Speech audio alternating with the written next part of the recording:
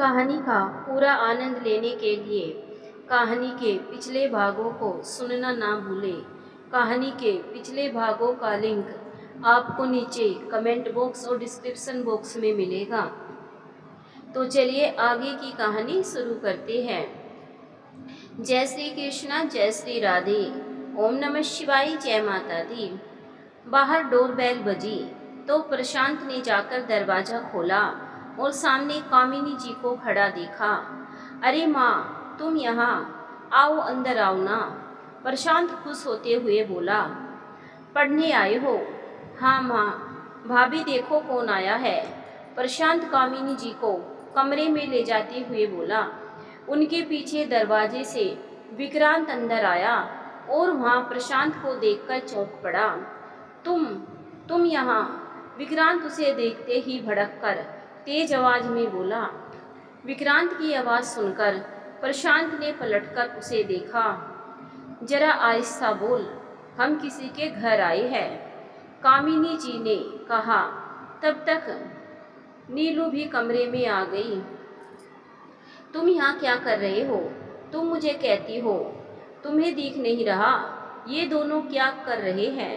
विक्रांत ने फिर तेज आवाज में कामिनी जी से कहा।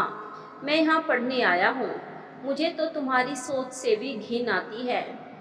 ऐसी कौन सी पढ़ाई कर रहे हो जो सिर्फ यही तुम्हें पढ़ा सकती है? भगवान के लिए चुप हो जाओ, कामिनी जी ने उसके आगे हाथ जोड़ते हुए कहा। मैं क्यों चुप रहूं? और ये दोनों जो कर रहे हैं वो तुझे दिखाई नहीं देता? प्रशांत को मैं नहीं पढ़ाती, मेरे पापा के मित्र पढ़ाते हैं। और जरा आहिस्ता बात करें, ये शरीफों का घर है, हमें जोर से बात करने की आदत नहीं। नीलू बोली। शराफत, मुझे सब पता है, तुम शरीफों की करतूतें। भाई, ईश्वर के लिए कुछ तो शर्म करो। तुम दोनों मेरी नाक के नीचे ये खेल खेलते रहो और मैं बेगैरतों की तरह देखता रहूं। खबरदार, मेरी बहन जैसी भाभी के बारे में कुछ भी कहा तो क्या कर लोगे? प्रशांत को धक्का देते हुए विक्रांत चीखा। विक्रांत, कामिनी जी बोली। तुम देख नहीं रही यहाँ ये दोनों मिलकर क्या गुल खिला रही हैं?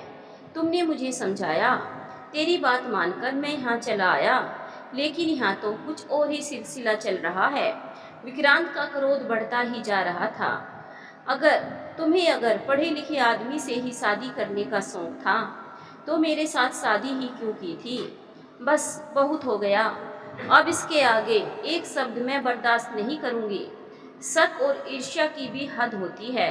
बहन भाई के रिश्ते पर भी आपको कीचड़ उछालते शर्म नहीं आ रही? आपने तो सारी हद पार कर दी है।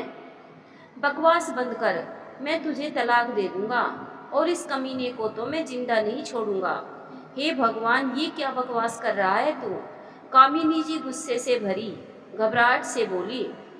गाली देने से तो अच्छा है आप मुझे तलाक ही दे दो, नीलू ने पलटकर जवाब दिया। नीलू बेटा, ये क्या कह रही हो तुम? एक छोटी सी बात का इतना बड़ा बतंगड़ क्यों कर रही हो? नहीं मम्मी जी, मैं इस आदमी के साथ अब और नहीं रह सकती। सब कुछ बर्दाश्त कर लूँ, लेकिन अपने कैरेक्टर पर गाली कैसे बर्दाश्त कर सकती हूँ? ये तो मेरे साथ साथ अपने खून को भी गाली दे रहे हैं। बस अब और नहीं, आप यहाँ से जा सकते हैं और जब देना होगा मुझे तलाक दे देना। हाँ हाँ, मैं जा रहा हूँ, मुझे भी यहाँ रुकने में कोई इंटरेस्ट नहीं।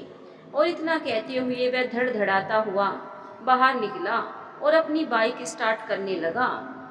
वह अपनी बाइक पर बैठकर तेजी से वहाँ से निकला ही था कि पीछे से आकर टैक्सी रुकी। अरे ये तो विक्रांत है ना? टैक्सी से जल्दी से उतरते विक्रांत को जाते देख दीपेंद्र जी ने उसकी ओर इशारा करते मीनू से कहा, जो उनके साथ ही टैक्सी से उतरी थी। हाँ, है तो जीजू ही, मीनू भी उधर देखते हुए बोली। लेकिन वो बड़े गुस्से में इतनी तेजी से यहाँ से निकला है, वो इतने गुस्से में क्यों था? दीपेंद्र जी चिंतित हो उठे। पापा, पहले आप अंदर तो चले, वही पता चलेगा क्या हुआ है। मीनू उनको सहारा देकर घर की ओर बढ़ी। अंदर आते ही उन्होंने बैठक में कामिनी जी और नीलू को बैठे देखा। प्रशांत पास ही खड़ा था। माहौल तनावपूर्ण दिख रहा था। दीपेंद्र जी को आते देखकर प्रशांत ने आगे बढ़कर उन्हें सहारा देकर सोफे के पास लाकर बिठाया। नमस्ते भाई साहब, अब कैसी तबीयत है? कामिनी जी ने अभिवादन करते हुए पूछा। जी बस ईश्वर की कृपा से अब काफ़ी आराम है। हॉस्पिटल से ही होकर आ रहा हूँ। डॉक्टर ने पट्टी तो हटा दी है, लेकिन फिलहाल आराम करने को कहा है। इंजेक्शन दवाइयाँ दे दी हैं। विक्रांत आया था तो बेटा उसे लंच के लिए रोकना था ना, ऐसे क्यों जाने दिया? वो थोड़ा जल्दी में थे पापा, लेकिन वो गुस्से में लग रहे थे। किस बात से परेशान थे? वो दरअसल भाई साहब, उसको दुकान से फ़ोन आया था, तो उसी कारण थोड़ा वो गुस्सा भी हो गया और उसे जाना भी पड़ा। कामिनी जी ने विक्रांत की हरकत पर पर्दा डालते हुए कहा। ऐसी क्या बात हो गई थी कि उनको इतना ज़्यादा गुस्सा आ गया? दीपेंद्र जी विक्रांत को गुस्से में इस तरह तेज बाइक चलाकर निकलते देख चिंता में आ गए थे। अंकल वो चाहते थे दुकान पर बहुत काम है तो मैं कॉलेज से छुट्टी करके दुकान पर जाऊं, लेकिन मैंने मना कर दिया तो उनको गुस्सा आ गया। प्रशांत ने बात बनाकर सफाई देते हुए कहा। तुम्हारी पढ़ाई में तो पहले ही काफ़ी नुकसान हो चुका है। ये वक्त तो तुम्हारे कठिन परिश्रम का है। ऐसे वक्त में बार बार छुट्टी लेना पढ़ाई से उचित नहीं होगा। ये बात विक्रांत को समझनी चाहिए। क्या बात है विक्रांत, तुम आज दुकान भी नहीं गए? कल से कुछ खा भी नहीं रहे? तबीयत ठीक नहीं लग रही तुम्हारी?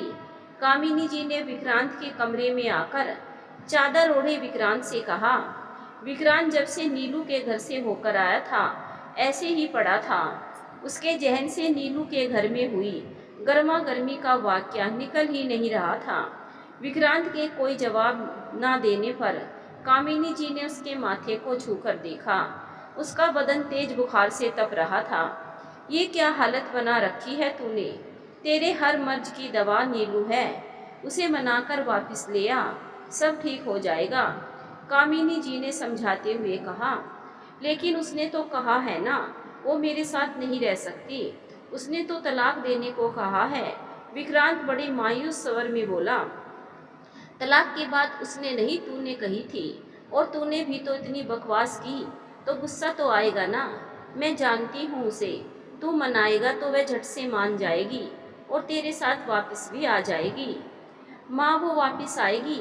हाँ मुझे पूरा विश्वास है, वो ज़रूर वापस आएगी। तू जल्दी से ठीक हो जा, फिर हम दोनों चलेंगे उसे वापस लेकर आने। माँ ने प्यार से उसका सर सहलाते हुए कहा। मम्मी जी आप? नीलू ने बैल बजने पर दरवाज़ा खोला और सामने कामिनी जी को देखकर बोली। साथ ही विक्रांत को देखकर वो तुरंत बोली। माँ आप इनको लेकर यहाँ से जाने के लिए कहिए। देखो माँ क्या बोल रही है ये? विक्रांत कामिनी जी से उल्हाने के तौर पर बोला। नीलू बेटा, इसे अपनी गलती का एहसास है और तुझसे माफ़ी मांगकर तुझे वापस घर ले जाने आया है। नीलू बेटा कौन आया है? दीपेंद्र जी भी बैल की आवाज़ सुनकर अपने कमरे से बैठक में आ गए थे। सामने कामिनी जी और विक्रांत को देखा तो बोल पड़े। अरे बहन जी आप? नमस्ते नमस्ते। आओ विक्रांत बेटा बैठो। उस दिन तो तुम आकर भी बिना मिले ही चले गए थे। सब खैरियत है ना? जी सब ठीक है। अभिवादन करते विक्रांत ने दीपेंद्र जी से कहा। आप सुनाइए, आपका स्वास्थ्य अब कैसा है? कामिनी जी ने पूछा। बस बहन जी अब तो बिल्कुल ठीक हूँ। नीलू ने दिन रात सेवा करके मुझे एकदम ठीक कर दिया है। सचमुच नीलू तो इस घर का नूर है, इस घर की रोशनी है। उसके आ जाने से तो ये घर रोशनी से भर उठा है। दीपेंद्र जी ने कहा। जी जी, लेकिन उसके चले आने से हमारे घर का तो जैसे उजाला ही खो गया है। मैं ये कह रही थी कि अगर अब आपका स्वास्थ्य ठीक है तो क्या हम नीलू बिटिया को वापस ले जा सकते हैं? उसके बिना तो हमारा घर ही नहीं लगता। कामिनी जी ने बड़ी विनम्रता से कहा। अरे बहन जी, इसमें पूछने वाली क्या बात है? वो तो अब आपकी बेटी हैं। इस घर में तो मेहमान है, आप जब चाहो चली आएगी। बल्कि मैं तो आप सबका तहे दिल से आभारी हूँ जो आपने ऐसे वक्त में उसे मेरे पास भेज दिया। दीपेंद्र जी ने भी विनम्रता पूर्वक जवाब दिया। तब तक मैं नीलू ट्रे में पानी लेके गिलास लेकर उनके पास आ चुकी थी। उस दिन जल्दबाजी में विक्रांत को आपसे मिले बिना जाना पड़ गया था। वो अगले ही दिन आना चाहता था, लेकिन इसकी तबीयत खराब हो गई थी।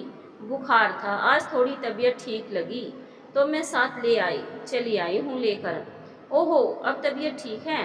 वैसे आप बहुत ज़्यादा व्यस्त रहते हो, आपको अपने स्वास्थ्य का भी ध्यान रखना चाहिए, दीपेंद्र जी ने कहा। जी जी, कामिनी जी बोली, हम भी इसे यही कहते हैं, लेकिन काम की धुन में इसे और कुछ ध्यान ही नहीं रहता है।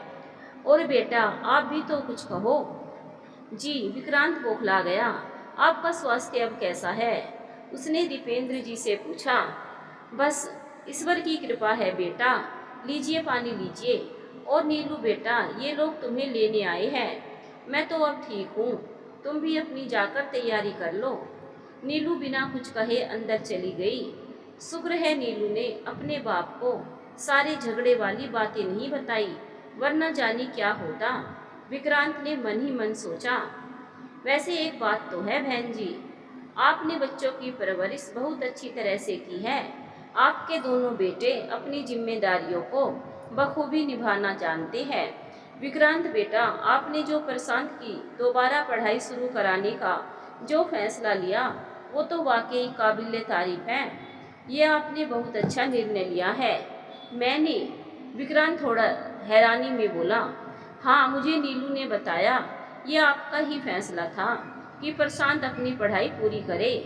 बता रही थी आप अपनी छोटी बहन की भी शिक्षा के लिए चिंतित हो और अब उसकी भी पढ़ाई दोबारा शुरू कराने लगे हो।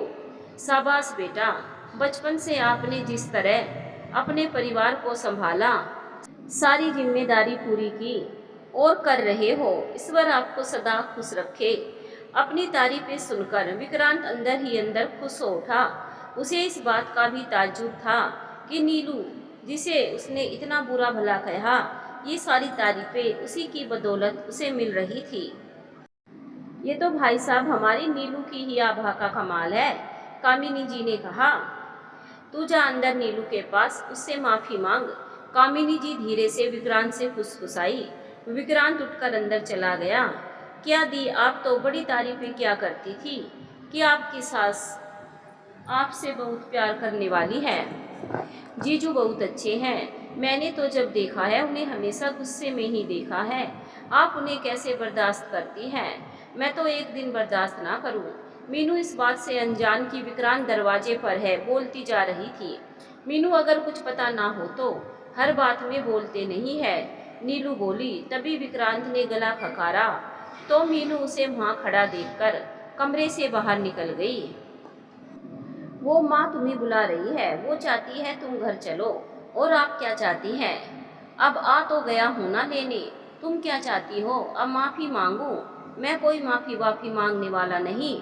माफ़ी तो आपको मांगनी होगी, मुझसे भी और प्रशांत से भी, नीलू नाराजगी में बोली।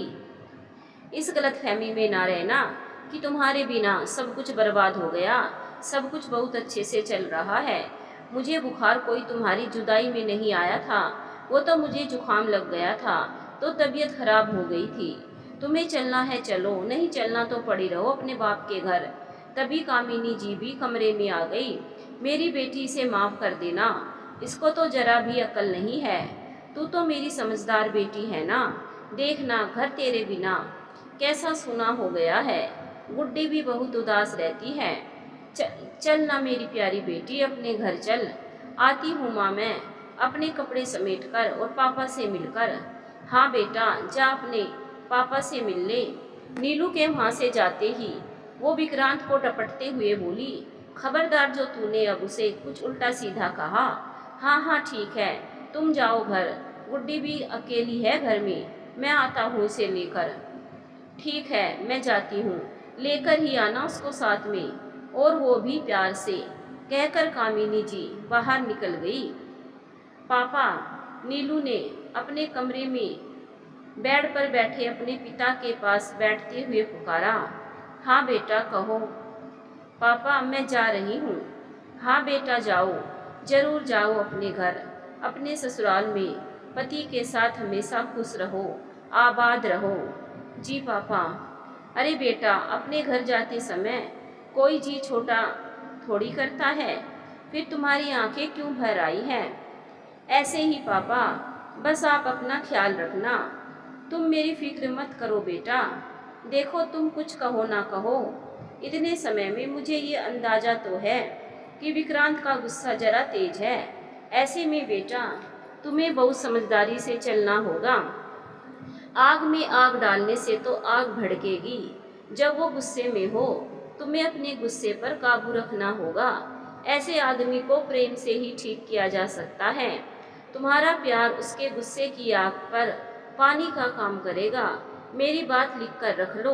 एक दिन तुम अपने सब्र, सहनशीलता और प्यार के दम पर इस आदमी को इतना बदल कर रख दोगी कि ये बददिमाग आदमी एक दिन मोम की तरह पिघल जाएगा। अपने आप पर, अपनी तालीम और इस घर से मिले संस्कारों पर भरोसा रखना।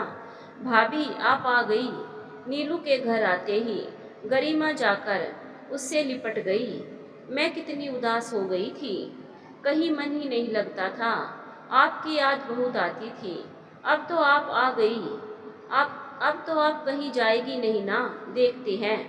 अरे परे हट, कामिनी जी ने गरिमा को नीलू से अलग करते हुए कहा और आगे बढ़कर नीलू को गले से लगा लिया। मेरी बच्ची आ गई, इस घर का नूर आ गया। कैसी है मेरी बेटी, मेरी अच्छी बच्ची, सदा खुश रहना मेरी बिटिया रानी। मैं ठीक हूँ माँ, आप कैसी हैं? तू आ गई है तो बस अब तो जल्दी से ठीक हो जाऊंगी, कामिनी जी ने नीलू से कहा और डपटते हुए विक्रांत से बोली, अब तेरी तरफ से मुझे कोई शिकायत नहीं मिलनी चाहिए। हाँ ठीक है, गरिमा देख नहीं रही, भाई आया है, जा मेरे लिए ठंडा पानी लेकर आ, विक्रांत बोला। और अपनी भाभी के लिए भी कामिनी जी ने कहा, किसी गुमान को पालना पाल लेना कि मैं लेने आया था, वो तो माँ ने कहा था तो मैं आ गया। कमरा ठीक कर रही नीलू से विक्रांत ने कहा, आप बेफिक्र रहे, मुझे कोई बदगुमानी पालने का शौक नहीं। बदगुमानी कितनी बार कहा है कि मेरे सामने ऐसे बड़े बड़े शब्द मत बोला करो। सादी जुबान में बात नहीं कर सकती तुम? मैं ऐसे ही बात करती हूँ, बल्कि मैं तो कहूँगी आप भी ऐसे दो चार शब्द सीख लो, काम आएंगे लोगों को इम्प्रेस करने में और सुनने वाला भी खुश। मुझे कोई ज़रूरत नहीं ऐसा कुछ सीखने की, मैं जैसा हूँ वैसा ही ठीक हूँ। ठीक है मत सीखिए, लेकिन अब आप प्रशांत को भी वापस घर बुला लीजिए। तुम्हारी सुई अभी भी प्रशांत पर ही टिकी हुई है। हाँ, क्योंकि वह सिर्फ आपका ही नहीं मेरा भी भाई है और मैं अब उसके बारे में पापा से भी बात करना चाहती हूँ। भेज तो दिया है तूने उसे पढ़ाई के नाम पर अपने बाप के घर, अब और क्या बात करनी है? देखिए, मैं पहले भी आपको बोल चुकी हूँ, आप इस तरह तेरा बाप कहना बंद करें, थोड़ी इज्जत से बात किया करें। मैंने प्रशांत के रिश्ते की बात पापा से करनी है, मीनू के लिए कोई ज़रूरत नहीं, वो बहुत तेज लड़की है, मैंने उसकी बातें सुन ली थी और उसके विचार हमारे बारे में है। मुझे सब पता है, पढ़ाई के नाम पर तुम दोनों क्या कर रहे हो। मैं तुझे तलाक दे दूंगा और इस कमीने को मार दूंगा। तुम क्या सोचते हो मेरी नाक के नीचे तुम दोनों ये खेल खेलते रहो? उफ, प्रशांत ने घबराकर आंखें बंद कर ली और कानों पर हाथ रख लिया। उसके कानों में, जहन में, आंखों के सामने विक्रांत का आग बबूला हुआ चेहरा घूम रहा था और उसकी कही बातें। वह कॉलेज की बाहरी सीढ़ियों पर अकेला बैठा था, बार बार उसकी आंखें भर आ रही थी। अरे तू यहाँ बैठा है, मैंने तुझे कहाँ कहाँ नहीं ढूंढा, कहते हुए उसका मित्र चिराग उसके पास आ बैठा। चिराग की आवाज़ सुनते ही उसने अपनी शर्ट की आस्तीन से आंखें पोंछ ली। क्या बात है भाई, यहाँ अकेला बैठा किन सोचों में डूबा हुआ है? कोई परेशानी? नहीं, कुछ नहीं, बस ऐसे ही बैठा था। अच्छा, कुछ नहीं तो फिर आंखें क्यों नम है मेरे यार की? अरे वो तो आंख में कुछ चला गया था इसीलिए। चेहरे पर झूठी मुस्कान लाते प्रशांत बोला, देख बेटा, अब वो वापस आ गई है तो दोबारा कोई गलती ना करना। इस बार तो वो लौट आई है। दोबारा तूने कोई ऐसी वैसी हरकत की ना तो वो वापस भी नहीं आएगी। तेरी किस्मत अच्छी है जो तुझे इतनी अच्छी बीवी मिली है। उसकी कद्र करना सीख। कामिनी जी ने विक्रांत को समझाया। क्या घोलकर पिला रखा है तुझे तेरी बहू ने, जो तुझे कमाऊ बेटे से ज्यादा अच्छी वो लगती है? तू नहीं समझेगा उसने हमें क्या पिला रखा है। तुझे नहीं पता जितना मैं उसे चाहती हूँ ना, उससे कहीं ज्यादा प्यार वो हम सबसे करती है। किस लिए? तेरी खातिर ना। तूने एक बार कहा वो झट से वापस आ गई। प्यार करती है तुझसे वो, इस बात को समझ ले। हाँ, बहुत प्यार करती है, इसीलिए घर छोड़कर चली गई थी। वो अपने आप नहीं गई थी, तेरी बेफिजूल बातों ने उसे मजबूर किया था। उसकी जगह मैं होती तो मैं भी यही करती। तू करती तो तुझे अपने पति का पता था ना, फिर तेरा क्या हश्र होता। विक्रांत इतना बोलकर उठ गया। बिल में तो 5 बोरी लिखी है, यहाँ सिर्फ 3 है। क्या मुसीबत है ये भी? विक्रांत झुंझलाते हुए गुस्से में बोला। अब मुझे क्या पता भैया, मेरी माँ ने तो प्रशांत भैया को वापस बुला लो, उनको सारे हिसाब किताब का पता रहता है। नौकर ने कहा। तुझसे मशविरा नहीं मांगा मैंने, अपना काम कर। क्या हाल है विक्रांत भाई, बड़े काम में लगे हुए हो? सागर ने कहा। आओ भाई, काहे का काम? दुकान का सारा सिस्टम बिगड़ गया है। वह बड़बड़ाता हुआ सागर के साथ गल्ले पर जा बैठा। हिसाब किताब सब प्रशांत देखता था। अब तो वो तो आ नहीं रहा, तो सारा काम गड़बड़ हो रहा है। तो किसी को नौकरी पर रख लो इसके लिए। भरोसे का आदमी कहाँ मिलता है आजकल इस सब काम के लिए। बड़ी मुसीबत में फंस गया हूँ मैं खामा। मैंने शक किया नीलू पर। ना मैं ये जलील हरकत करता, ना इस मुसीबत में फंसता। तो इसका मतलब है तूने दोनों को बेकसूर मान लिया है? हाँ भाई, बेकसूर ही है वो तो प्रशांत की शादी कराने की सोच रही है। अभी तुझे समझाया भी था, उसकी बहन के साथ प्रशांत की शादी कराकर फंस मत जाइयो। खुद तो बीवी के पीछे लगा हुआ है, उसकी बहन को लाकर पूरे घर को उसके नीचे मत लगा देना। भाई को तूने पाला पोसा पढ़ाया, तो उसकी शादी भी तू अपनी मर्जी से ही करियो। हाँ भाई, तू बात तो सही कह रहा है, हमेशा की तरह। हेलो गुड्डी, कैसी हो? प्रशांत ने घर पर फोन लगाया तो गुड्डी ने के फोन उठाने पर प्रशांत बोला, भाई तुम? मैं ठीक हूँ, तुम कैसे हो? बस जी रहा हूँ। और माँ कैसी है?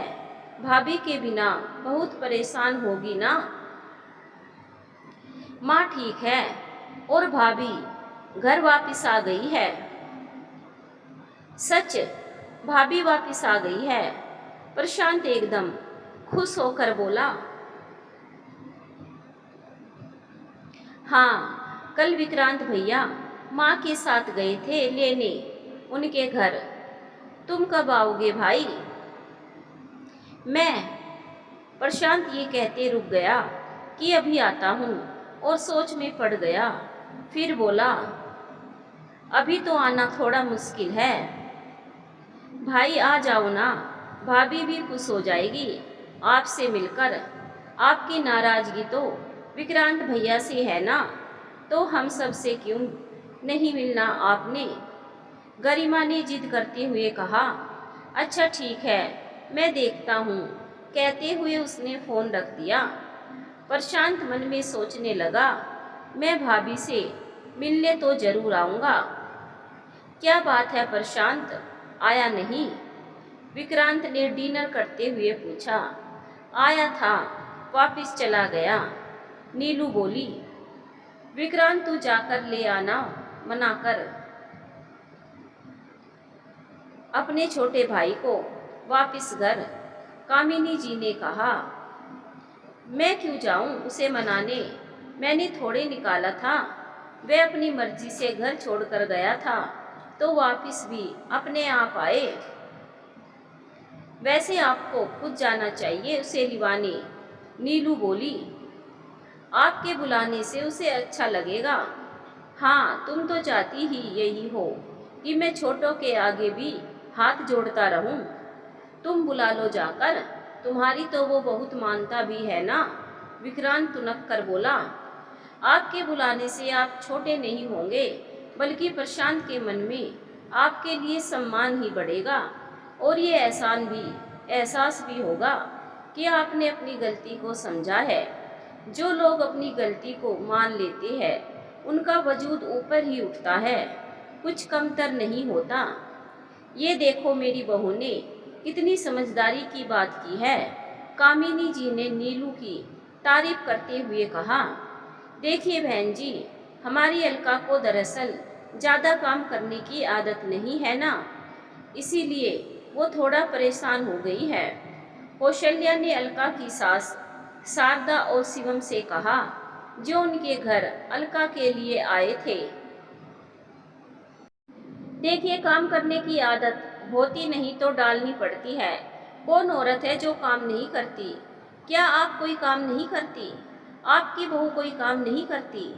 लेकिन आपकी बेटी को तो कुछ करना ही नहीं है, शारदा बोली। हमने अपनी बेटी को इतना दहेज इसीलिए नहीं दिया था कि वो आपके घर काम करती रहे, कौशल्या ने तेज स्वर में कहा, जिसे सुनकर साथ बैठे दीनदयाल जी भी सक पका गए।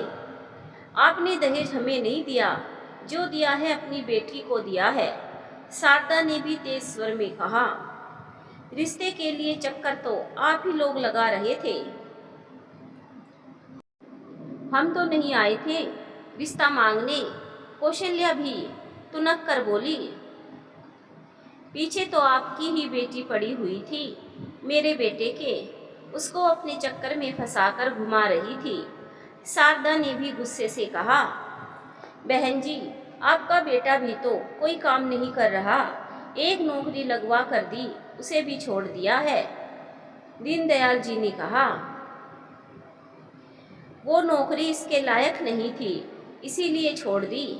आप देख लीजिए, अगर आपकी बेटी को वापस आना है तो घर में काम तो करने ही पड़ेंगे, वरना जैसे मेरे बेटे को दूसरी नौकरी मिल सकती है, वैसे दूसरी पत्नी भी मिल जाएगी। चल बेटा, शारदा ने शिवम से कहा और दोनों बाहर निकल गए। दीनदयाल जी और कौशल्या जी अवाक से देखते रह गए। देख लिया नतीजा अपनी बेटी को कुछ ना सिखाने का, ये सब तुम्हारी ही सह का नतीजा है, दीनदयाल जी ने अपनी पत्नी कौशल्या से कहा। आपको नहीं दिख रहा, वो लोग तो हमारी बेटी को नौकर बनाकर रखना चाहते हैं। शर्म करो कौशल्या, अपनी बेटी को अच्छी शिक्षा देने की जगह तुम उसे गलत तरीके बता रही हो। तुम जैसी माँ ही अपनी बेटी का अपने हाथों घर बर्बाद करती है। अभी भी समय है, समझाओ अपनी बेटी को, उसको बोलो अपनी भाभी से ही कुछ सीखे। दीनदयाल जी इतना कहकर कमरे से बाहर निकल गए। ये अच्छा है, जिसे देखो मुझे सुना रहा है, कौशल्या बड़बड़ाई। देखो अलका, ससुराल में जाकर तो सारे काम करने ही पड़ते हैं, और रही पति से कहा सुनी तो क्या हुआ? अगर कुछ बुरा लग रहा है तो कुछ अच्छा भी तो होगा ना उनमें। तुम उन बातों को भी तो सोचो। तुम्हारी सास पति तुम्हें फिर भी लेने आए हैं। रेखा ने अलका को समझाने के आस्ते से कहा। हाँ, तुम तो यही चाहोगी ना कि मैं यहाँ से चली जाऊँ, तुम्हें खटकती जो हूँ, अलका ने तुनक कर जवाब दिया। अलका, बात मेरे अच्छे लगने ना लगने की नहीं है, तुम्हारी जिंदगी तुम्हारे भविष्य की है, और बिहाता बेटी अपने ससुराल अपने पति के घर रहे, यही हर माता पिता की भी ख्वाहिश होती है। तुम ये सब कह सकती हो क्योंकि तुम्हें तो इतना अच्छा ससुराल मिला है, माँ और मेरी जैसी ननंद मिली है, ऐसो आराम की जिंदगी जी रही हो। तुम्हें क्या पता सास ननंद कैसा व्यवहार करती हैं। तुम अपना भाषण अपने पास ही रखो, अलका ने पलटकर जवाब दिया। ठीक है, जैसी तुम्हारी इच्छा, कहकर रेखा कमरे से बाहर जाने को हुई तो देखा कौशल्या वहीं खड़ी थी। बेटा तुम बिल्कुल चिंता ना करो, तुम्हारी मर्जी के बिना कुछ नहीं होगा, तुम जैसा चाहोगी वैसा ही होगा, कौशल्या ने अलका से कहा। रेखा चुपचाप कमरे से बाहर निकल गई। प्रशांत जैसे ही घर में आया, देखा सामने से विक्रांत चला आ रहा है। उसने देखकर भी अनदेखा कर दिया और आगे बढ़कर अंदर जाने लगा तो विक्रांत ने उसे पुकारा, प्रशांत। आवाज सुनकर प्रशांत रुक गया। उसके पास आकर विक्रांत ने कहा, वो मैं ये कह रहा था, तुम अगर वापस आना चाहो तो घर आ सकते हो। हाँ मैं वापस आ जाऊं ताकि तुम फिर से मेरी पढ़ाई छुड़ा सको और उल्टे सीधे इल्जाम लगा सको। हाँ ठीक है ना, तुम अपनी पढ़ाई करो, बस इतना करना, हफ्ते में एक आध दिन शाम के समय थोड़ी देर के लिए दुकान चले जाना और हिसाब चेक कर लिया करना, सारा हिसाब बाकी पड़ा है। जब से तुमने आना छोड़ा है हिसाब सब गड़बड़ हो गया है, विक्रांत ने नम्रतापूर्वक कहा। सच भाई, प्रशांत को यकीन ही नहीं हुआ। ये बात विक्रांत खुद से कह रहा है। वो बहुत खुश हो गया और आगे बढ़कर भाई के गले से लिपट गया। विक्रांत भी बौखला उठा। हमेशा तो वो खुद तना रहता था, इसीलिए इस तरह प्रशांत का गले मिलना से वो भी स्तब्ध हो उठा। मैं आज ही जाकर सारे हिसाब चेक कर लूंगा। प्रशांत की खुशी का कोई ठिकाना नहीं था। पीछे कामिनी जी भी खड़ी सब देख रही थी। प्रशांत झट से विक्रांत से अलग होकर माँ से लिपट गया। अच्छा लगा ना, छोटे भाई बहनों से प्यार मोहब्बत से खुद को भी कितना सुकून मिलता है। विक्रांत अपने कमरे में आया तो नीलू ने कहा, क्या हाल है भाई, बड़ा खुश लग रहा है आज। सागर अर्जुन के साथ विक्रांत की दुकान पर पहुंचा तो उसे खुश देखकर बोला, हाँ यार सचमुच बड़ा अच्छा लग रहा है आज। मुझे पता ही नहीं था अपने से छोटों से अगर प्यार मोहब्बत से बात की जाए तो वो भी प्यार से ही बात मानते हैं। आज पहली बार जब प्रशांत मेरे गले मिला तो बहुत अच्छा लगा। मैं तो कभी ढंग से उससे बात भी नहीं किया करता था। विक्रांत खुश होता हुआ बोला, क्या प्रशांत वापिस आ गया? चौंक कर सागर ने विक्रांत से पूछा। हाँ, असल में मैंने ही उसे आने के लिए कहा है। ये सुनकर सागर के माथे पर बल पड़ गए। बोला, देख यार, जो भी हो फिर भी तू जरा सावधान ही रहना, समझा ना। तभी उसका ध्यान दूसरे काउंटर पर खड़े प्रशांत की ओर गया और जहाँ उसकी पीठ थी और वो अपने काम में मग्न था तो विक्रांत से बोला, अकड़ तो देखी, हमें देखकर भी नमस्ते तक नहीं की इसने। ओए प्रशांत, तुझे कोई नमस्ते वगैरह करना आता है कि नहीं? देख नहीं रहा क्या? विक्रांत ने प्रशांत से कहा। भाई ये लोग तो रहते ही यही है, इनको नमस्ते दुआ सलाम की क्या जरूरत। इतना कहकर प्रशांत फिर से अपने काम में जुट गया। देख जरा इसके मिजाज कैसे लोगों में उठता बैठता है, किन लोगों से मिलता जुलता है, कुछ खबर भी है तुझे? उस पर नजर रख बेटा, बाद में पछताना ना पड़े तुझे। क्यों अर्जुन, गलत कहा कुछ? नहीं भाई, एकदम ठीक कहा आपने। अर्जुन ने भी हमेशा की तरह सागर की हाँ में हाँ मिला दी। हाँ यार, वैसे आजकल इसका अपनी भाभी के मायके बहुत आना जाना रहता है। विक्रांत सोचते हुए बोला, बस देखा, अरे हमने घाट घाट का पानी पिया है, ऐसे ही नहीं तुझे सलाह देते। वाह, वहाँ भाभी का बाप और बहन पूरे तरीके से तेरे भाई को अपने चक्कर में फंसा रहे हैं, इसीलिए ये भी अब उन्हीं की भाषा बोलने लगा है। सागर को तो जैसे मौका मिल गया विक्रांत को भड़काने का। अब कॉलेज की पढ़ाई ठीक से चल रही है। डिनर करते हुए साथ बैठे हुए प्रशांत ने विक्रांत से पूछा, जी भाई। प्रशांत अपना खाना खाकर उठ खड़ा हुआ, ये कहते हुए कि मैं आता हूँ। क्यों, कहाँ जाना है इस वक्त? वो भाभी के घर आज प्रोफेसर साहब ने देरी से आने को कहा था। अब तो तुम रोज कॉलेज जा रहे हो, फिर वहाँ जाने की क्या ज़रूरत है? भाई मेरा पढ़ाई का गैप होने से बहुत नुकसान हो गया है, इसी वजह से उनसे मदद ले रहा हूँ। कोई ज़रूरत नहीं किसी का भी एहसान लेने की, अपनी पढ़ाई खुद करो, दूसरों के बहकावे में आकर टाइम खराब नहीं करना है। कहीं नहीं जाओगे तुम, चुपचाप बैठो। प्रशांत खामोश रह गया। विक्रांत अपना फरमान जारी करके उठ गया। पता नहीं क्या हो जाता है इन्हें, नीलू बोली। नहीं भाभी, ये इनके दिमाग की उपज नहीं, ये तो बस दोस्तों की भाषा ही बोलते हैं, विशेषकर वो सागर। चल तू जी, छोटा ना कर, नीलू करेगी ना बात विक्रांत से, सब ठीक हो जाएगा, कामिनी जी ने कहा। नीलू बोली, ओ आ गई तुम? विक्रांत ने नीलू के बेडरूम में आते ही कहा। हाँ, किचन समेटने में थोड़ा वक्त तो लग ही जाता है। अरे तो गुड्डी को बोला करो, कुछ काम किया करे वो भी। गरिमा, अरे नहीं, वो तो बच्ची है, उसके साथ की तो सभी लड़कियां भी स्कूल जाती हैं। अब तुम उसको स्कूल भेजने की कहानी मत शुरू कर देना। और आपने आज प्रशांत को क्यों जाने से रोक दिया? अच्छा है, उसकी पढ़ाई में मदद मिल रही है। हाँ, क्यों नहीं, और तुम्हारी बहन उसे अपने चक्कर में फंसा ले। तुम तो चाहती ही हो अपनी बहन को भी इस घर में लाना। अरे वो तो मैंने वैसे ही सरसरी तौर पर बात की थी, आप भी कहाँ बात को पकड़े हुए हैं। खैर, मुझे आपसे एक और भी बात करनी थी। अब और कौन सी बात करनी है? मैं सोच रही थी, आपके दोस्तों ने तो शादी के बाद हमें कोई दावत नहीं दी, लेकिन हम तो दे सकते हैं ना। तो क्यों ना हम उन्हें अपने घर दावत पर बुलाए। सच, अपने दोस्तों की दावत का सुनकर तो विक्रांत एकदम खुश हो गया। मैं कल ही फोन करके बुला लेता हूँ उनको। अरे नहीं, ऐसे थोड़ी अच्छा लगेगा दावत का इनवाइट देना। हम दोनों सुबह उनके घर जाकर उन्हें इनवाइट करेंगे तो उनको भी बहुत अच्छा लगेगा ना। ये भी सही है। तुम सुबह तैयार हो जाना, हम कल ही चलेंगे। पहले सागर भाई के घर चलेंगे। प्रशांत बता रहा था कि वो शादीशुदा है, तो इसी बहाने उनकी पत्नी से भी मिलना हो जाएगा। हाँ, आज तक उसने मुझे ना भाभी से मिलवाया है, ना ही कभी घर लेकर गया है। कभी मैं खुद से भी कह दूं तो कोई ना कोई बहाना करके टाल देता है, पता नहीं क्यों।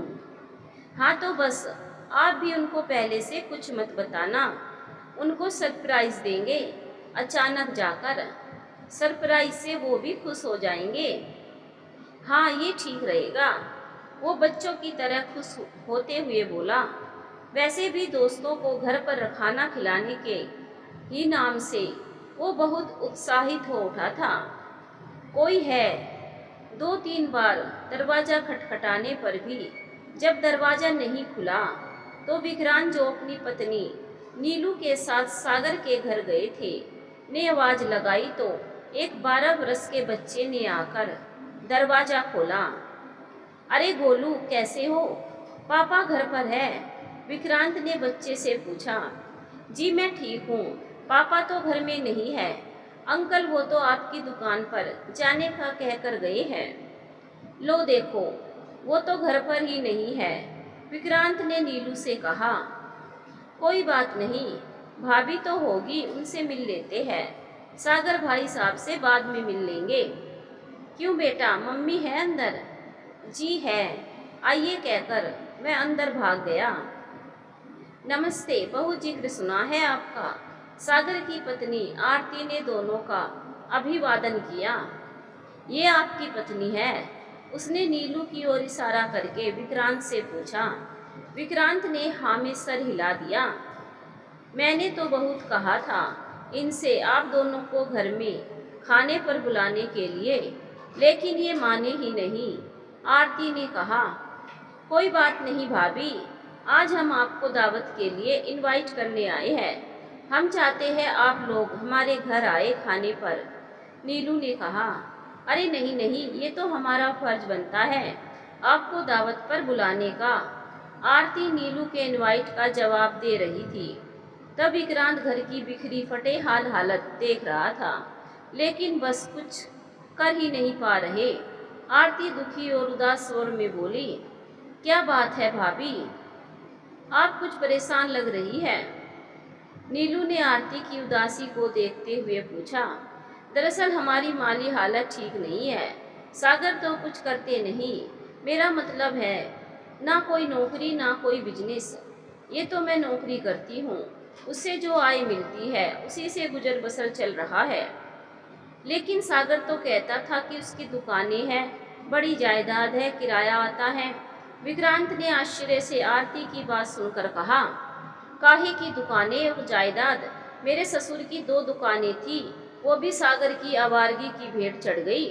इनके आवारापन ने सब कुछ खत्म कर दिया। ये तो मैं पढ़ी लिखी थी, तो एक स्कूल में नौकरी करके अपना और अपने बच्चों का पेट पाल रही हूँ, वरना सागर जैसे कामचोर और आवारा मर्द के भरोसे बैठती तो मेरे बच्चे भूखे मर जाते। तो सागर भाई साहब कुछ काम नहीं करते? नीलू ने पूछा। करते हैं ना, दिन भर घर में सोने का, दोस्तों के साथ आवारागर्दी करने का। विक्रांत भाई साहब, मैं आपसे मिलना ही चाहती थी कि आप ही इनको कुछ समझाए, लेकिन कभी हिम्मत ही नहीं हुई। और आपका बहुत बहुत शुक्रिया जो आप हर महीने घर के लिए राशन भिजवा देते हैं। राशन? विक्रांत ने चौंक कर कहा। हाँ, आप ही भिजवाते थे ना, सारा सामान हमारी मदद के लिए, सागर ने बताया था। लेकिन वो तो क्या हो गया भाभी, मुश्किल में आखिर दोस्त ही तो काम आते हैं ना। नीलू समझ गई थी कि सागर झूठ बोलकर विक्रांत से राशन ले जाता था, और अब सच्चाई सुनकर विक्रांत बौखला गया है। बौखलाहट में वो कुछ ना कहते, इसीलिए उसने विक्रांत की बात बीच में ही काटते हुए बात संभाल ली। आरती, बैठी क्या हो? भूख लगी है, जल्दी खाना लगाओ। तभी बाहर से आवाज देते हुए सागर अंदर आया और विक्रांत को सहपत्नी बैठे देखकर चौंक गया। अरे तुम, नमस्ते भाभी, उसने नीलू को नमस्ते कहा। इससे पहले कि विक्रांत कुछ कहे, झट से नीलू ने कहा, चले, हमें देरी हो रही है। उसकी बात सुनकर विक्रांत भी उठ गया। हाँ चलो, और दोनों कमरे से बाहर निकल आए। तभी दोनों के कानों में सागर की आवाज पड़ी तो वो ठिठक गए।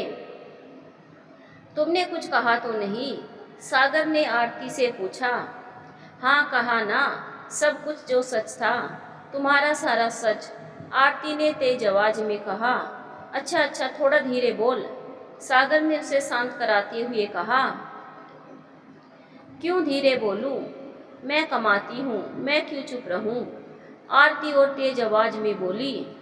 हाँ बाबा, तू कमाती है, लेकिन मेरी इज्जत का तो कुछ ख्याल कर। लो, वो बोला। इज्जत? इज्जत है तुम्हारी? ना घर में ना बाहर तुम्हारी कोई इज्जत है। और मुझे ये बताओ, कौन सी जायदाद, दुकानों का किराया आता है? जरा मुझे भी तो पता चले। आरती गुस्से भरी तेज आवाज में बोली। ओहो, तुम इतना गुस्सा क्यों करती हो? तुम्हारी तबीयत बिगड़ जाएगी। इस समय तुम्हारा दिमाग बहुत गर्म है। तुम बैठो, मैं तुम्हारे लिए ठंडा मीठा शरबत बना कर लाता हूँ, सागर चापलूसी भरे स्वर में बोला। नीलू ने विक्रांत की ओर देखा और दोनों बाहर निकल आए। सागर भाई कुछ काम धंधा नहीं करते, आवारा फिरते हैं, ये सब जानकर बड़ी हैरत हुई। लेकिन आप तो उनकी बहुत तारीफें किया करते थे। नीलू ने रात में बेड पर लेटते ही पास कहीं खोए विक्रांत से कहा। क्या बात है, आप जब से सागर भाई के घर से वापस आए हैं ऐसे ही खामोश हैं। वैसे कहा जाता है, एक आदमी की पहचान उसके दोस्तों से ही होती है। अगर दोस्त अच्छे तो लोगों में कद्र बढ़ती है, और अगर दोस्त आवारा हो तो व्यक्तित्व पर धब्बा बन जाते हैं। तुम क्या कहना चाहती हो कि मैंने दोस्त अच्छे नहीं चुने? विक्रांत वैसे ही चिंतामग्न स्थिति में कहा। नहीं, मेरा मतलब वो तो नहीं था। मैं तो जानती हूँ आपसे ज़्यादा नेक मन और किसी और के पास हो ही नहीं सकता। बल्कि मुझे तो ये जानकर भी बड़ी खुशी हुई कि आप हर महीने उन्हें घर के लिए राशन भिजवाते हैं। लेकिन सागर भाई देखने में तो सेहतमंद ही लग रहे थे। जो चाहे तो कोई भी काम कर सकते हैं और पैसे कमा सकते हैं। और वैसे भी मदद की दरकार तो उन लोगों को होती है जो शरीर से कोई काम करने में असमर्थ होते हैं, या जो सचमुच गरीब होते हैं। ये लीजिए चाय। मीनू ने चाय का कप पढ़ाई कर रहे प्रशांत को लाकर देते हुए कहा। अरे वाह, थैंक यू सो मच, वाकई इसकी बड़ी ज़रूरत थी। लेकिन आपने जहमत क्यों उठाई? जहमत कैसी, मैंने आप अपने लिए और पापा के लिए बनानी ही थी, तो एक कप एक्स्ट्रा बनाने में कौन सा बड़ा काम कर लिया। जी शुक्रिया। वैसे आप जितने सलीके और हलीमी से बात करते हैं, वैसा थोड़ा अपने भाई साहब को भी क्यों नहीं सिखाया। जब देखो गुस्से में और कड़वे बोलते से लगते हैं। वो दरअसल दिल के बहुत अच्छे हैं, बस थोड़ा बोलते ही ऐसे हैं। उनकी तरफ से मैं माफ़ी मांगता हूँ। आप क्यों माफ़ी मांग रहे हैं? मुझे तो हमेशा दी की चिंता रहती है। वो सिर्फ आपकी ही नहीं, मेरी भी बहन है। वैसे भाभी की वजह से अब भैया में भी काफ़ी बदलाव आ रहा है। मुझे यकीन है भाभी उन्हें ज़रूर बदल देगी। फिर भी आप दीदी का ख्याल रखा करें। जी बिल्कुल, उनका भी ख्याल रखूंगा और उनकी बहन का भी। प्रशांत धीरे से बोला। उनकी बहन कौन? मीनू ने प्रशांत की ओर देखते हुए पूछा। वही जिन्हें उनकी बहुत ज़्यादा फिक्र रहती है, मुस्कुराते हुए प्रशांत ने कहा। प्रशांत का जवाब सुनकर मीनू के चेहरे पर शर्म की लाली दौड़ गई। और भाई, क्या हाल चाल है? सागर ने विक्रांत से हाथ मिलाने के लिए हाथ बढ़ाया, लेकिन विक्रांत के चेहरे पर गुस्सा साफ नजर आ रहा था। उसने ना तो सागर से हाथ मिलाया, ना ही कुछ कहा। क्या बात है यार, नाराज सा लग रहा है तू। ओ अच्छा, आरती की बातों में आ गए हो। अरे यार, वो झूठ बोलती है। उसकी इन्हीं आदतों की वजह से तो मैं कभी उसे साथ लेकर नहीं चलता। उसकी आदत है खुद को मासूम दिखाकर अपने लिए हमदर्दी पैदा करना। हाँ, वो नौकरी भी हमदर्दी के लिए ही करती होगी ना। विक्रांत ने कटाक्ष किया। अम्मा यार, छोड़ ना तू भी कभी कहाँ इन औरतों की बातों में आने लगा। खैर ठीक है, तू नाराज है यार से कोई बात नहीं। तू बेशक कितना भी मुंह मोड़ ले, लेकिन मैं तो तेरा सच्चा यार हूँ। मैं कभी तुझसे दूर नहीं रह सकता। तेरा गुस्सा कम हो जाएगा तो फिर आऊँगा। तू रह सकता है यारों बिना, लेकिन तेरा यार नहीं रह सकता। सागर चापलूसी भरे अंदाज में बोला। हाँ हाँ, क्यों नहीं, मुफ्त में महीने का राशन जो चाहिए होगा। विक्रांत ने फिर कटाक्ष किया। क्या राशन यार, बहुत छोटी बात कर दी तूने। कोई बात नहीं, तेरी पाई पाई चुका कर ही दम लूंगा। समझ गया हूँ मैं, तू बदल गया है। ठीक है, चलता हूँ मैं। इतना कहकर सागर विक्रांत की दुकान से उठ गया। वह समझ चुका था अब यहाँ दाल गलने वाली नहीं। अरे सुन, मेरा मतलब वो नहीं था। विक्रांत ने आवाज लगाई। नहीं नहीं, ठीक है, तेरा मतलब मुझे समझ आ गया है। इतना कहते हुए सागर वहाँ से चला गया। क्या बात है विक्रांत, आज जल्दी आ गया तू बेटा। कामिनी जी ने विक्रांत के शाम को ही दुकान से लौट आने पर कहा। कुछ नहीं माँ, बस जरा सर में दर्द हो रहा है। भाई, मैं सर में थोड़ी मालिश कर दूँ, आपको आराम मिलेगा। गरिमा, जो उस वक्त कामिनी जी के सर में तेल लगा रही थी, बोली। अरे नहीं नहीं, ऐसे ही ठीक हो जाएगा। तू एक कप चाय बना ला। विक्रांत, करा ले सर की मालिश, अच्छा लगेगा तुझे। गुड्डी बहुत अच्छी मालिश करती है। जा गुड्डी, तू भाई के सर में मालिश कर दे, मैं चाय बना कर लाती हूँ। इतना कहकर कामिनी जी उठकर किचन में चली गई। भाई, अब कैसा लग रहा है? हाँ, अच्छा लग रहा है। माँ को भी मेरे हाथ की मालिश अच्छी लगती है। गरिमा मासूमियत से बोली। अच्छा, तो फिर पहले कभी क्यों नहीं की मेरी मालिश? वो भाई, पहले आपसे डर लगता था ना, इसीलिए। अच्छा, और अब डर नहीं लगता मुझसे? नहीं, अब भाभी ने समझाया कि आप गुस्सा इसीलिए करते हैं हमें, क्योंकि आपको हमारी फिक्र रहती है। वैसे आप हमें बहुत प्यार करते हैं। भाभी ये भी कह रही थी कि आप मुझे फिर से स्कूल भी भेजेंगे, है ना भैया? हाँ ठीक है, चल जा, मुझे और नहीं करानी मालिश। आप बहुत अच्छे हैं भैया। पीछे से विक्रांत के गले में बाहें डालते गरिमा बोली और फिर वहाँ से चली गई। विक्रांत को भी मन ही मन बहुत अच्छा लगा, लेकिन साथ ही उसके दिमाग में आने लगा, ये नीलू बड़ी चालाक है, सबको अपनी बातों में फंसाकर रखती है। कैसे सबके मन में से मेरा डर खत्म करती जा रही है। पहले सब मेरे से कितना डरते थे, अब तो किसी को कोई डर ही नहीं रह गया। संभल जा विक्रांत, तुझे इस चालाक से सावधान रहना पड़ेगा। क्या बात है यार, कितनी ऐश करते थे हम। विक्रांत के दम पर सब खत्म हो गया। तेरा तो चाय सिगरेट का खर्चा सारा उससे ही निकलता था, अब क्या होगा? अर्जुन सागर से बोला। दोनों चाय पीने एक ढाबे पर बैठे थे। हाँ यार, मुझे पता है ये सारा किया धरा उसकी पढ़ी लिखी बीवी का ही है। वही उसे ऐसे अचानक घर लाई होगी और ये कमबख्त आरती ने सब सच उगल दिया। चल कोई नहीं, उसने छोड़ा है ना, मैं भी सागर हूँ। ऐसा चक्कर में फंसाऊंगा कि फिर कभी चिड़िया पर नहीं मार सकेगी। तू चिंता ना कर, अभी उसका दिमाग गर्म है, थोड़ा ठंडा होने दे, सब ठीक कर लूँगा। आ गया तू, आ बैठ, मैं तेरे लिए चाय लाती हूँ। कामिनी जी ने दुकान से लौटे विक्रांत से कहा। क्यों, तुम्हारी बहू कहाँ है? वो ऊपर अपने कमरे में तैयार हो रही है। क्यों, कहाँ जा रही है जो तैयार हो रही है? बाहर जा रही है ना घूमने तेरे साथ। कामिनी जी ने मुस्कुरा कर कहा। मेरे साथ? ये किसने कहा?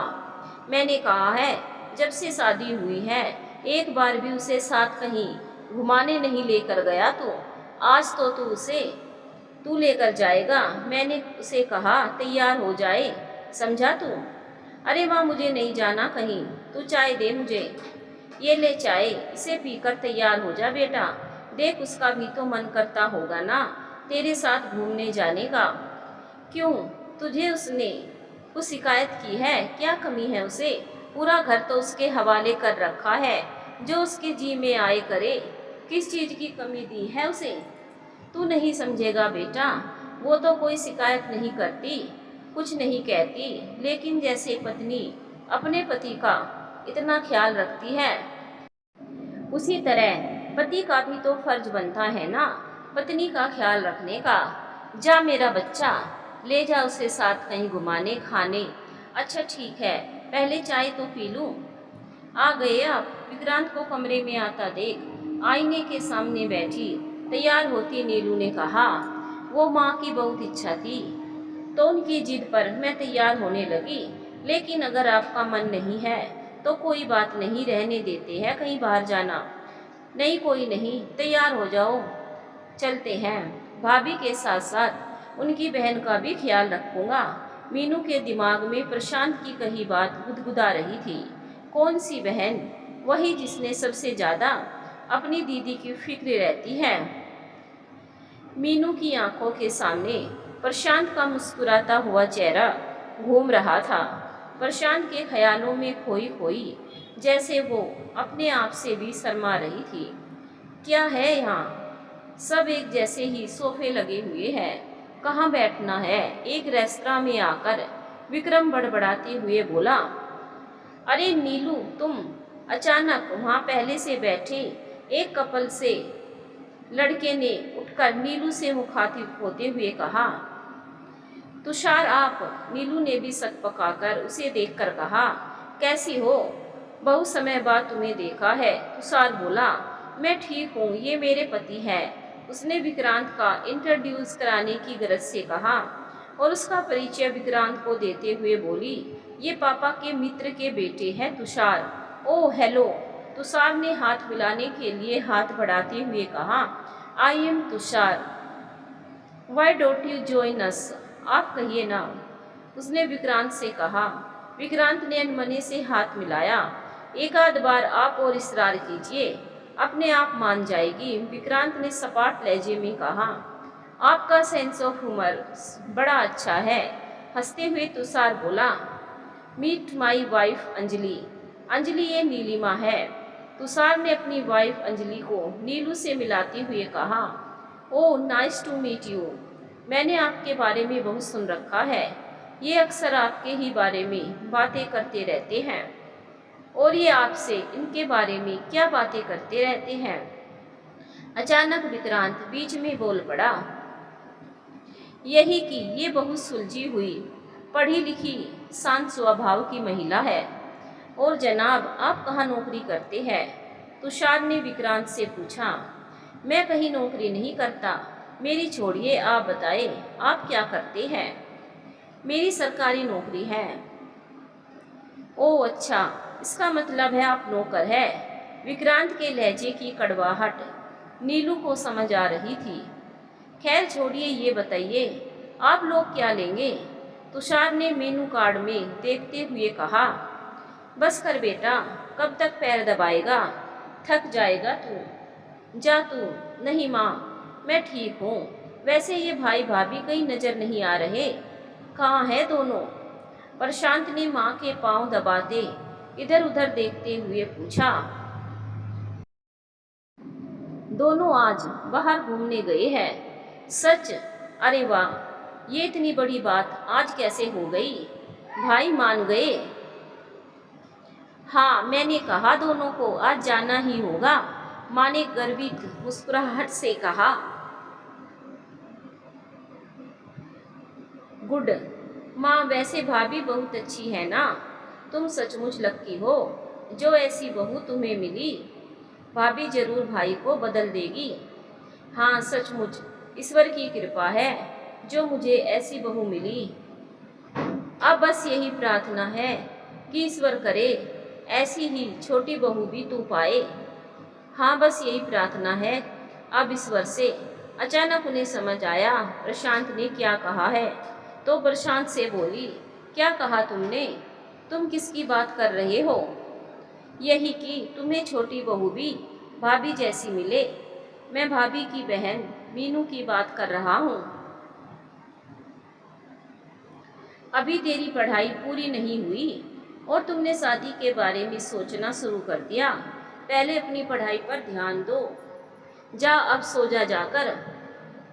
माँ, लेकिन तुम्हें भाभी पसंद है तो उसकी बहन मीनू पसंद नहीं क्या? हाँ, अच्छी लड़की है वो, लेकिन खबरदार जो तुमने ऐसा कुछ सोचा भी, जा यहाँ से। लेकिन माँ, सुना नहीं तुमने? मुझे इस बारे में कोई बात नहीं करनी है। जा जाकर सो जा, माँ ने गुस्से में कहा। प्रशांत मायूस होकर उठ गया। वो बाहर आकर टहलने लगा। आखिर माँ को मीनू से मेरी शादी को लेकर क्यों ऐतराज है? उन्हें भाभी इतनी पसंद है, लेकिन उनकी बहन के लिए क्यों मना कर रही है? वह ये सोचकर बहुत परेशान हो उठा। कमरे में दाखिल होते ही विक्रांत ने जोर से दरवाजे को पटका।